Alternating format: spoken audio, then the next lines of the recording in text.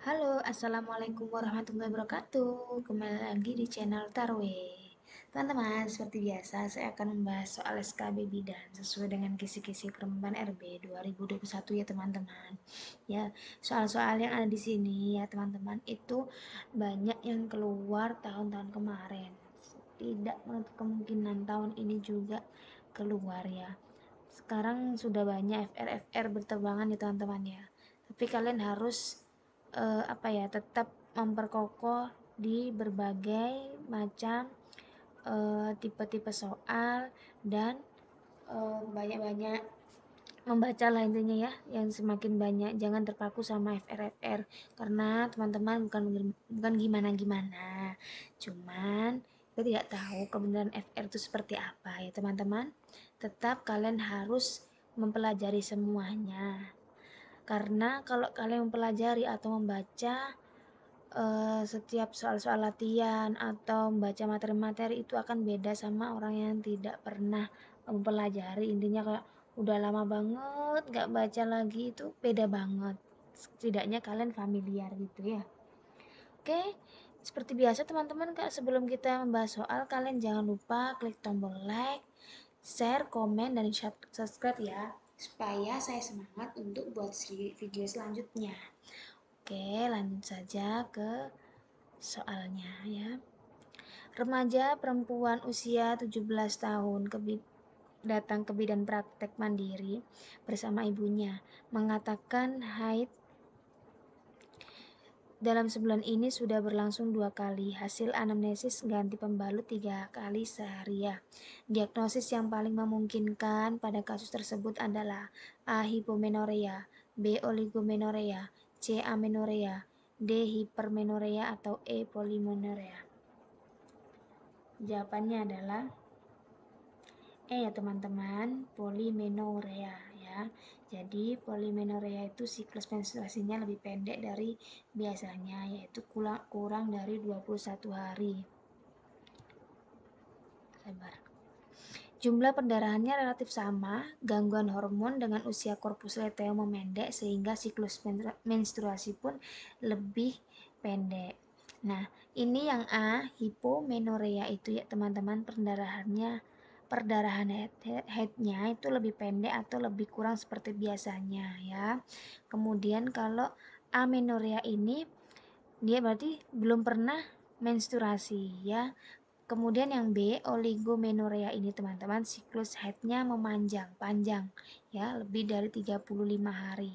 Kalau hipermenorea atau bisa disebut menoragia itu perdarahannya lebih banyak dari seperti biasanya.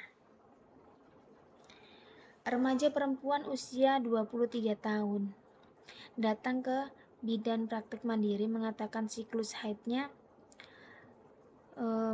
maaf teman-teman, haidnya selama 36 hari. Hasil anamnesis setiap kali haid ganti membalut 3 kali sehari.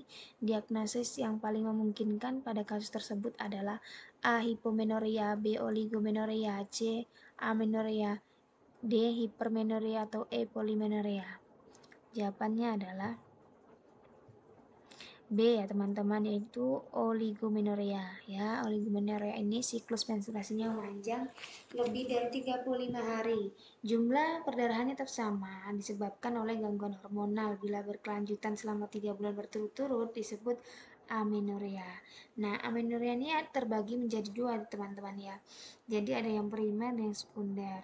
Kalau yang primer ini teman-teman tidak mendapatkan haid dari mulai bayi sampai usia 18 tahun ya atau lebih, itu tidak mendapatkan haid sama sekali.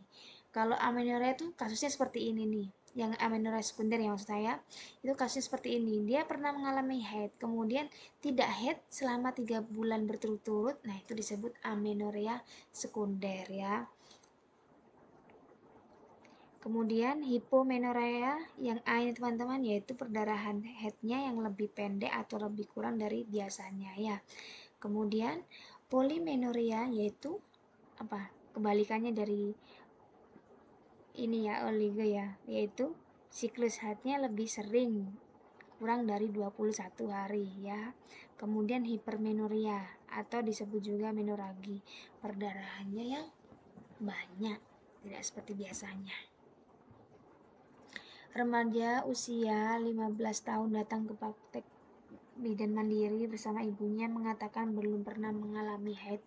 Hasil anamnesisnya sakit perut setiap bulan. Dari hasil pemeriksaan inspeksi tampak lubang vagina dengan himen kebiruan dan menonjol keluar. Diagnosis yang paling mungkin pada kasus tersebut adalah A. Polymenorrhea, B. Aplasia vagina, C. Atresia vagina, D. Hematometra, atau E. Himen imperforata. Jawabannya adalah E, teman-teman, yaitu himen imperforata atau atresia himen ya. Bukan atresia vagina, tapi atresia himen, yaitu darah yang berkumpul di dalam vagina. Hematokolpos menyebabkan himen tampak kebiru-biruan dan menonjol, yaitu himen building. Akibatnya meregangnya membran mukosa himen. Seorang remaja perempuan umur 17 tahun datang ke bidan praktek mandiri bersama ibunya mengatakan haidnya sudah lebih dari 11 hari. Hasil anamnesis ganti pembalut 3 kali sehari, tidak ada nyeri. Tindakan yang tepat adalah A. Melakukan konseling pola gizi seimbang, B. memberikan vitamin, C. Rujuk ke dokter SPOG, D. Memberikan edukasi personal hygiene, atau E. Mengecek ulang keluhan pada siklus menstruasi berikutnya. Jawabannya adalah C ya, rujuk ke dokter SPOG ya. Jadi dari kasus tersebut kan dia mengatakan siklus haidnya sudah lebih dari 11 hari ya, tidak ada nyeri. Ya, dari kasus itu kita bisa sebut dengan hipermenorrhea atau menoragi. Jadwal siklus menstruasinya tetap, jumlah pendarahan lebih banyak ya teman-teman. Kemudian dapat disertai gumpalan darah. Lamanya itu lebih dari 8 hari. Tindakannya bisa dirujuk ke dokter kandungan ya. Remaja perempuan usia 19 tahun datang ke bidan praktek mandiri belum pernah mengalami haid. Diagnosis yang paling mungkin pada kasus tersebut adalah A. Hipomenorrhea, B. Oligomenorrhea, C. Amenorrhea primer, D. Hipermenorrhea, atau E. Amenorrhea sekunder. Nah, tadi kan sudah saya jelaskan ya teman-teman ya. Jadi amenorrhea itu ada dua ya, primer dan sekunder. Nah, dari kasus ini teman-teman jawabannya adalah C, yaitu amenorrhea primer ya. Karena dia sama sekali belum pernah mengalami haid sampai umur 19 tahun ya.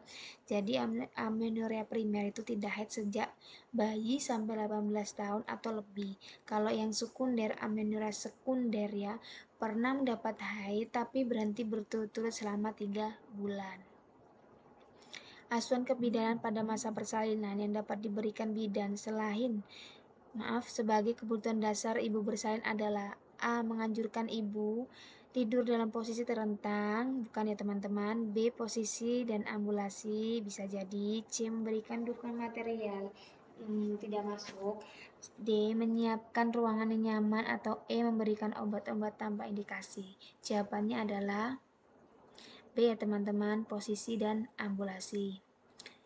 Kebutuhan ibu saat persalinan itu ada dukungan fisik dan psikologis, kemudian kebutuhan cairan dan posisi, kebutuhan eliminasi, posisi, dan ambulasi pengurangan rasa nyeri. Nyonya H baru saja melahirkan secara spontan dan plasenta belum lahir. Fundus uteri masih setinggi pusat dan sudah terdapat tanda-tanda pelepasan plasenta yang merupakan tanda-tanda pelepasan plasenta kecuali A. Tali pusat memanjang, B. Plasenta didorong ke arah segmen bawah rahim, C. Uterus globuler, D. Tekanan darah tinggi, atau E. Terjadi semburan darah ya. Di sini di soal disebutkan kecuali ya teman-teman, hati-hati. Jawabannya adalah D. Tekanan darah tinggi. Nah, di pelepasan plasenta itu kan terjadi kontraksi rahim sehingga rahimnya membulat, keras, dan terdorong ke atas sehingga plasenta terdorong ke SBR ya, ke segmen bawah rahim. Kemudian terjadi uterus globuler nih, tali pusatnya bertambah panjang dan terjadi perdarahan mendadak. Berikut ini merupakan salah satu keadaan yang menunjukkan cara mengetahui kemajuan persalinan, yaitu A. Bidan melakukan cek VT B. Melakukan pemeriksaan TTV. C. Menganjurkan ibu untuk makan. D. Bidan melakukan pemeriksaan darah. Atau E. Bidan melakukan observasi persalinan dengan lembar patograf. Ya, gampang ya teman-teman ini ya. Ini pasti selalu dipakai oleh setiap bidan. Jawabannya adalah E ya, bidan melakukan observasi persalinan dengan lembar patograf. Nah, salah suatu keadaan yang menunjukkan cara mengetahui kemajuan persalinan yaitu bidan melakukan dengan observasi menggunakan lembar patograf. Aduh, maaf ya teman-teman, jawabannya sudah kelihatan. Terjadinya dehidrasi pada ibu bersalin dapat diketahui dari A. Kontraksi uterus, B. Eliminasi normal, C. Frekuensi nafas, D. Denyut janin, E. Suhu tubuh ibu. Jawabannya adalah E teman-teman, yaitu suhu tubuh ibu. Ibu yang mengalami dehidrasi dapat diamati dari bibir yang kering, peningkatan suhu tubuh, dan eliminasi yang sedikit ya. Nyonya S usia 29 tahun, G1P0A0, hamil 38 minggu, datang ke BPM dengan keluhan perut terasa mulas. Setelah dilakukan pemeriksaan fisik didapatkan penurunan kepala pada bidang yang terbentang setinggi pinggir bawah simpisis disebut HOT C1A, B HOT 2, maaf HOT 3, C HOT 4, D HOT 5, atau E HOT 2. Jawabannya adalah teman-teman, itu HOT 2 ya. Jadi kalau sebidang atau setinggi pinggir bawah simpis pubis berhimpit dengan PAP dengan HOT 1 itu adalah HOT 2. Oke teman-teman, sekian dari saya, semoga bermanfaat. Jangan lupa teman-teman terus meningkatkan kapasitas belajar kalian, meningkatkan durasi kalian latihan soal, terutama ya manajemen waktu. Ingat, yang terpenting adalah manajemen waktu, karena di saat ujian itu bukan soal pintar atau cerdasnya seseorang kalau menurut saya, yaitu melainkan tentang ketahanan mental kalian ya. Di situ mental kalian diuji.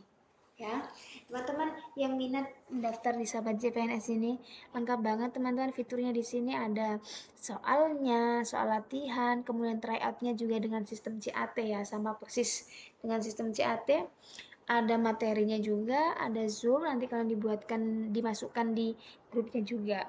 Kalau kalian berminat, jangan lupa masukkan kode referral ini supaya kalian mendapatkan potongan harga. Oke? Sekian dari saya, mohon maaf jika ada salah kata teman-teman. Selamat bertemu di next video ya teman-teman. Terima kasih. Jangan lupa like, share, komen, dan subscribe ya. Assalamualaikum warahmatullahi wabarakatuh.